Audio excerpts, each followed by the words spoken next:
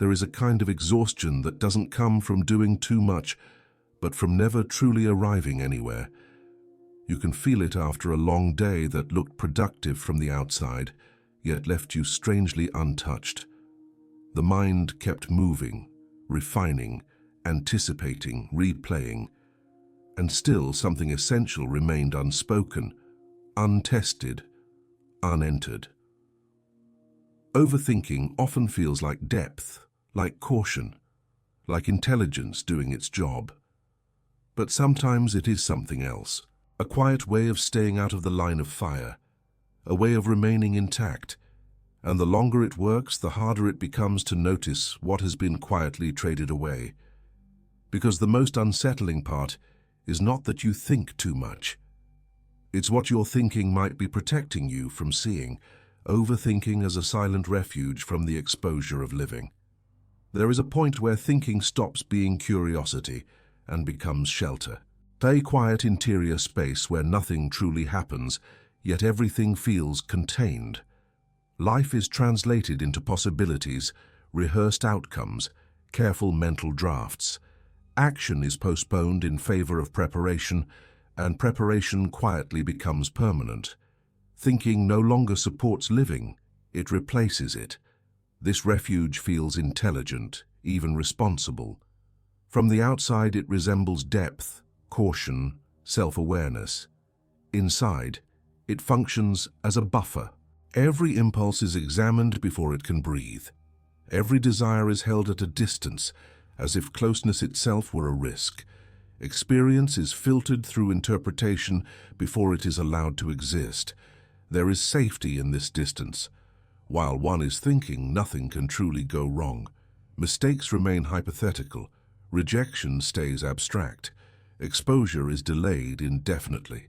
The mind learns that analysis offers protection, not from misunderstanding, but from being seen while unfinished, uncertain, or imperfect. Over time, this protection becomes routine.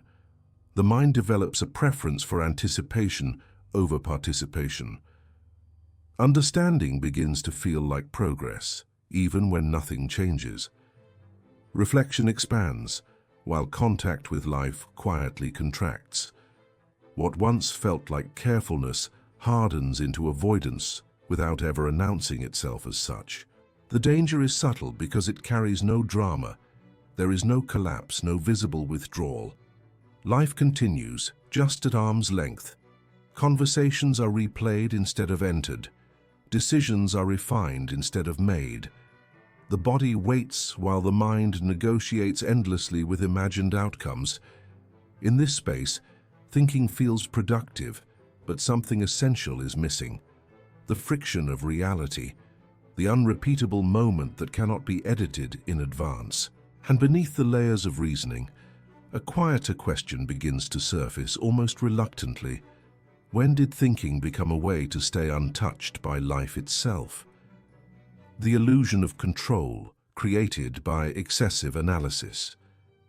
Overthinking rarely announces itself as fear.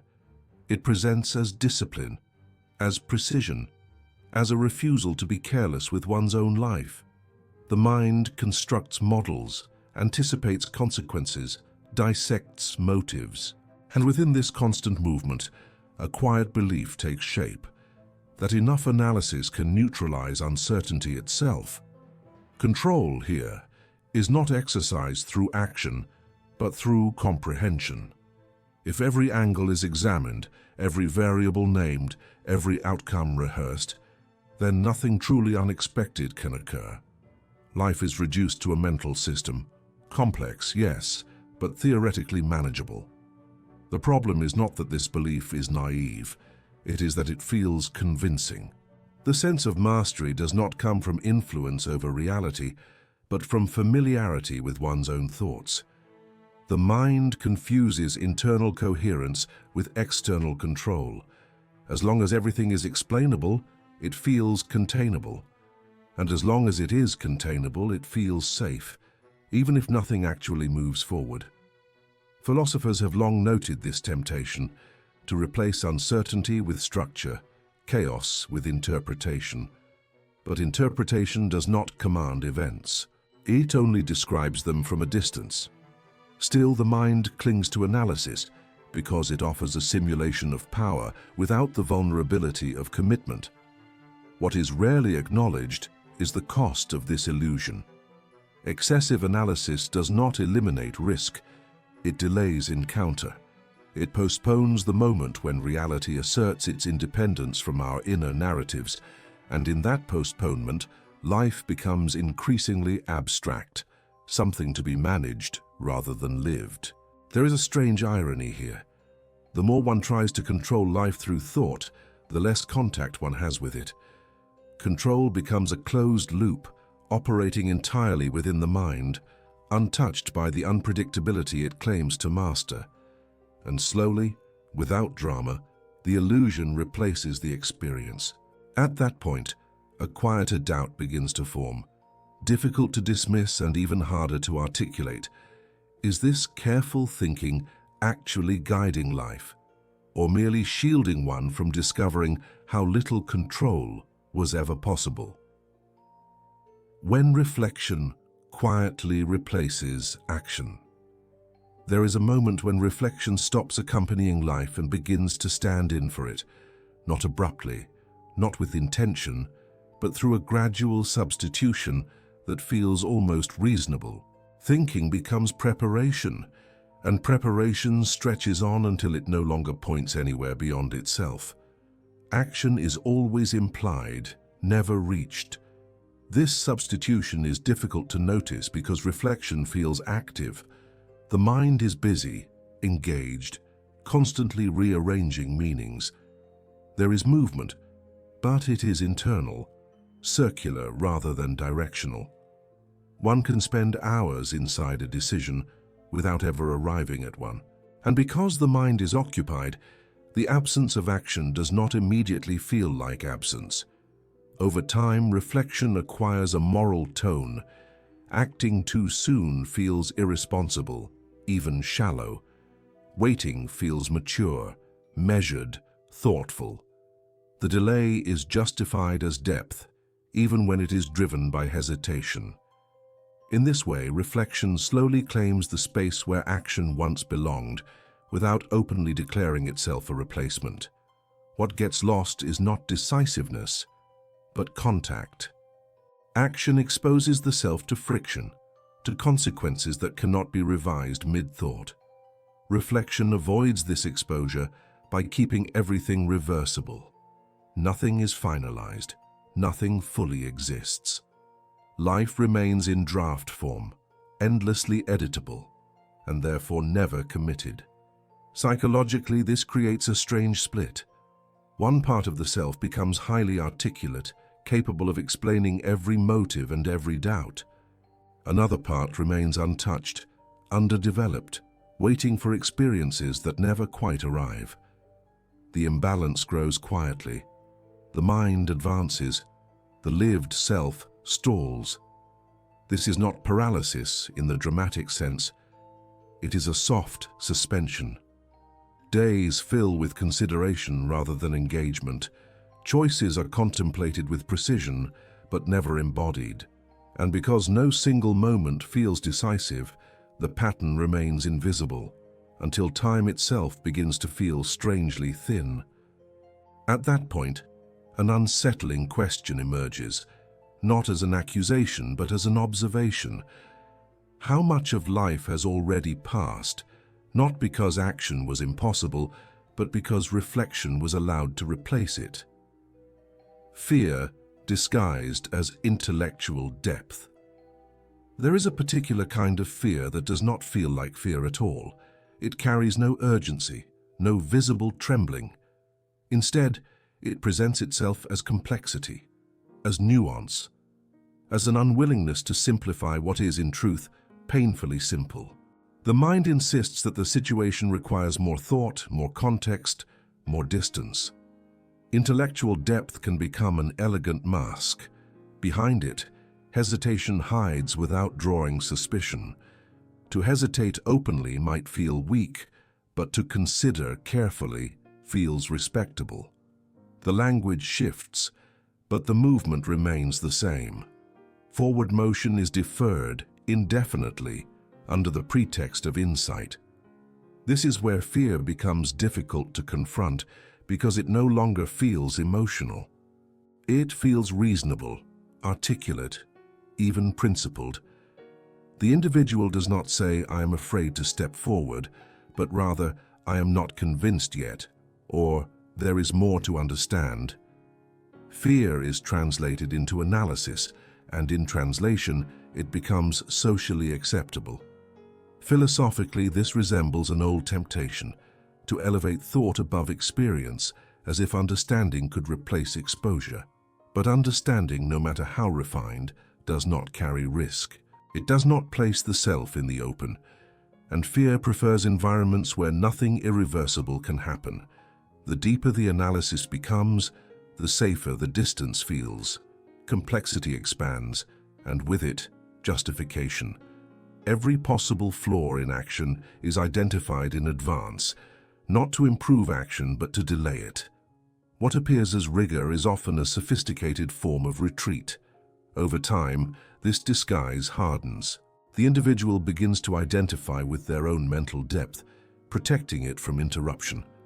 To act would be to simplify, to reduce the elegant structure of thought to something clumsy and exposed, and so the mind stays busy, guarding itself from the very experiences that might challenge its dominance.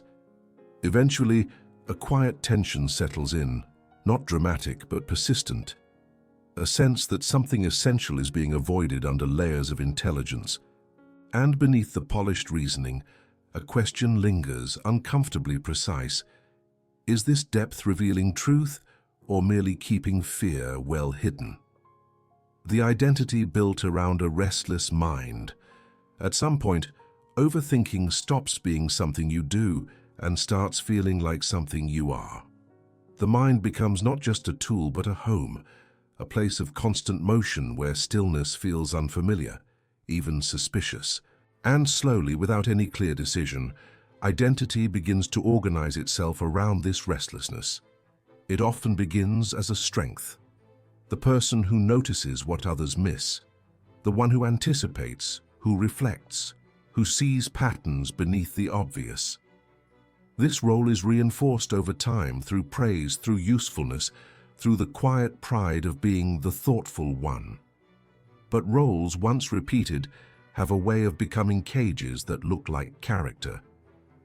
A restless mind offers a sense of continuity.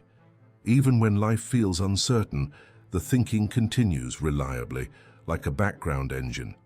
It creates the impression of presence, of engagement. Yet the engagement is internal, and it can become so constant that silence starts to feel like emptiness rather than peace. Psychologically, this is where the mind becomes a refuge and a performance at the same time. To stop thinking would be to risk losing a familiar self-image. It would mean confronting the possibility that beneath the analysis there is no stable narrative, only a raw, unstructured self that has not been fully lived. There is also a subtle loneliness in this identity. When the mind is always working, it becomes difficult to simply be with people, with moments, with the ordinary texture of life. Everything must be processed, everything must be understood, and in that constant processing, the immediate reality can feel secondary, as if it exists only to be interpreted later. The irony is that this identity can feel like depth, while quietly avoiding depth. Because depth is not only intellectual, it is also emotional exposure, the willingness to be affected without immediately translating the feeling into concepts. A mind that never rests may look profound, but it can also be protecting itself from the very vulnerability that makes life real. And sooner or later, the question becomes unavoidable, not because it is dramatic, but because it is honest. If your identity is built around constant thinking, what remains of you in the moments when thought can no longer keep you occupied? The life that passes while everything is only considered. There is a quiet passage of time that rarely announces itself. It does not arrive as loss or crisis, but as accumulation. Days filled with contemplation, weeks shaped by internal dialogue. Life continues to move, yet it does so in the background, while attention remains fixed on what might happen rather than on what is happening. Consideration has a strange relationship with time. It stretches moments inward while allowing them to slip outward. Hours feel dense with thought, yet light in memory. When looking back, it becomes difficult to recall what was actually lived, because so much of it existed only as possibility, never as encounter. This is how life can pass without resistance, not through neglect, but through excessive care. Everything is weighed, examined, postponed, until conditions feel right. But conditions are always provisional. There is always more to understand, more to anticipate, more to refine. And while this refinement continues, time does not pause. Philosophically, this resembles a life lived in parentheses. Experience is never fully entered, only framed. Events are approached indirectly, through reflection, as if direct contact might disrupt the coherence of thought. And so the present moment becomes something to be interpreted later, rather than inhabited now. What makes this especially unsettling is its invisibility. There is no clear moment of loss, no single decision that marks the shift, only a growing sense that life feels thinner than expected, as if it has been observed more than participated in.